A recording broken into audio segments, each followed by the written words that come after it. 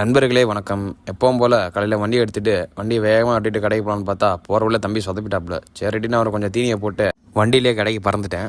வந்த கையோட கடையை திறந்து வழக்கத்தை போல் மாப்பிங் போட ஆரம்பிச்சிட்டேன். என்னென்ன தெரில, குனியும் முதல்ல டிங் டிங் சவுண்டு வருது. எனக்கு தெரிஞ்சு சனிக்கிழமை போட்டால் பேக் ஒர்க் தான் நினைக்கிறேன்.